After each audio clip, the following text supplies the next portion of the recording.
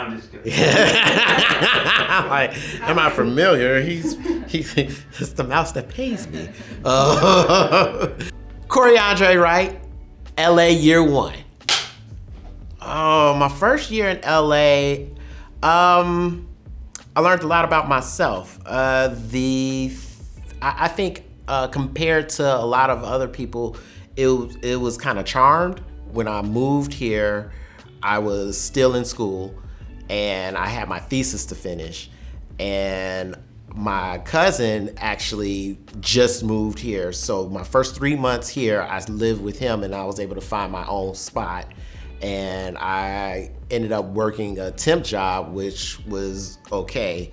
And it was when I graduated and set out to actually work in the industry that I came here to work for. That's when I was like, oh, okay, this is this is what they're talking about. Well, the one piece of advice that I got was like one of the best pieces of advice from one of my friends. He said, whatever you think you're gonna do in LA, do it where you are first, and that was in Chicago. And when I got here, I felt like I was prepared for some things, but not everything. First of all, I was like, wow, it costs this much for a studio. And secondly, if you're not working, you're not eating. And you know, we all have like the comforts of home, but this is one of those places that really test it. Like, oh no, you need a job for real, or if you need a place to stay, you really need a place to stay. It's not just like, oh, I need a place to stay over here. I need a place to stay over here. It made it a reality of, oh no, this is the real thing. I can tell you that I found my tribe pretty quick, and I think that helped a lot. That helped tremendously. I came here to do an internship, and my friend now, who I did the internship with, introduced me to this person, and that person introduced me to that person. I was able to create a network of people who became family to me. So that's what I kind of mean by it was charmed. There wasn't a time where I felt that I was alone. I always felt that I had help here, which is kind of rare. Something that I was blindsided by was just the expensive apartments. You know, you see prices listed and you're like, I make this amount, or I make this amount. And then when you actually do your budget, it's like, oh, okay, so this is why you need 3 times as much to live here. That was kind of blindsided. And then once I started working in the industry, there are a lot of expectations that you have. And when you pull back and see that these people are just people just like you, it doesn't blindside you, but it prepares you to kind of handle yourself and them accordingly. What made me feel as though that, oh, I got this as far as living in LA, I haven't accomplished what I came out to accomplish here. And that's my motivating thing of staying here.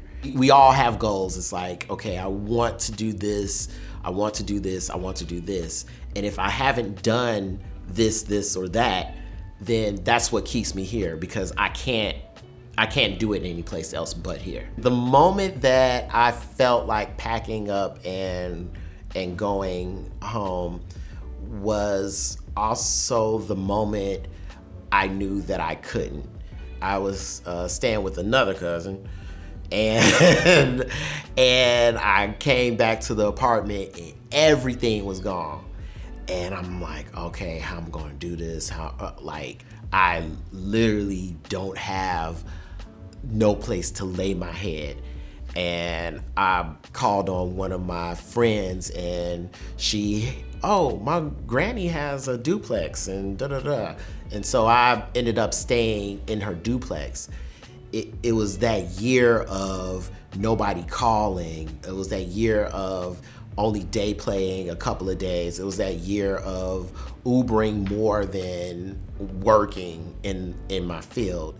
I knew that in order for me to make it, I had to be here. I even went back home for a number of months, and it still, stuff wasn't picking up. And then when I got back here, it was still the same thing, but I could not stop. And even if I wanted to, I couldn't. No matter what it was, I had to be back in the swing of things, or be back in the industry. And through networking, through grace of God, I was able to find a position that kind of got me back on my feet.